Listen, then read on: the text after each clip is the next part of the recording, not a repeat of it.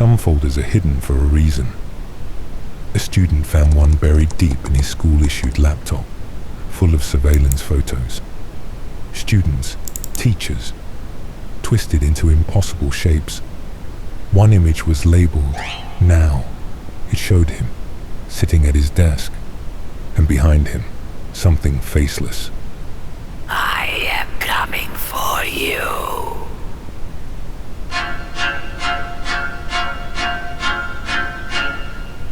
They always told us the laptops were locked down tight.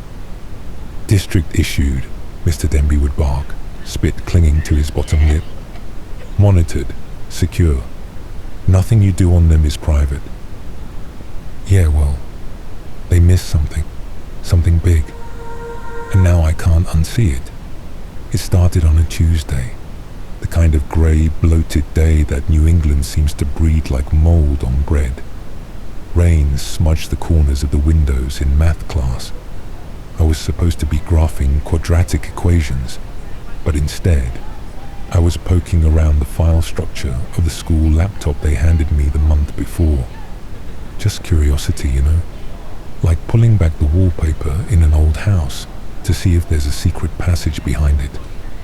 Most kids just downloaded games and hoped IT wouldn't catch them.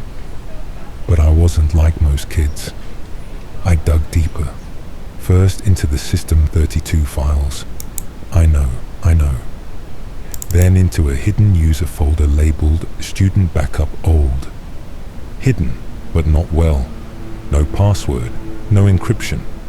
Almost like someone wanted it found, or didn't expect it to be uncovered at all. Inside were dozens of folders, labeled by year, 2007, 8, 9. That alone gave me pause. My district didn't start using laptops until 2015. Still, I clicked 2008.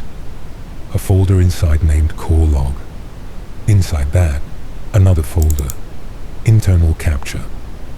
And then hundreds of image files. Thumbnails weren't loading. I clicked one. It opened. I didn't understand what I was seeing at first. It looked like a classroom, familiar. The same desks, same chipped whiteboard, same overhead projector mounted on the ceiling like a mechanical tumor. But the room was empty.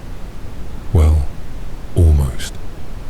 There was a kid in the far back, slumped against the wall. His skin was a greyish yellow, like old wax. His mouth was open, eyes too, staring up at nothing.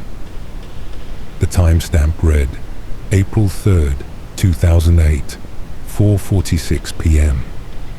A voice in my head said, close it, shut the laptop. But another part, the part that always wanted to peek behind locked doors, told me to keep going. So I did. I opened another image, then another. Some were normal, empty rooms, hallways, cafeterias. Others weren't. One showed a teacher, Mr. Charles, I think, hunched in the corner of his classroom, face pressed to the tile, fingers clawing at his own ears. Another showed the school nurse, in a frozen scream, her mouth unhinged like a python's, neck bent backward in a way that didn't seem anatomically possible. The timestamps were all over the place, sometimes minutes apart, sometimes years. And then I found an image titled Now. It shouldn't have existed, but it was there.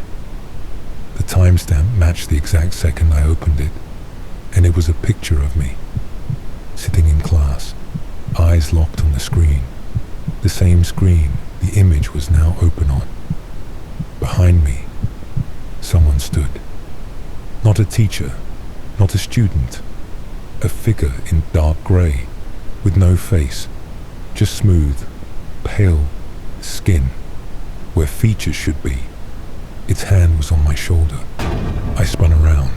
Nothing. The room was normal. My classmates were buried in their own screens. Mr. Denby was muttering something about grades, but I didn't go back to that folder. I couldn't. Not after what came next. The next day, we were told a senior named Jenna Marquez didn't come home from school. Missing. Vanished. Her laptop was found on the bench outside the library, still open. Guess what was on the screen? Now, the image was of her, and behind her, the same grey figure, hand, shoulder.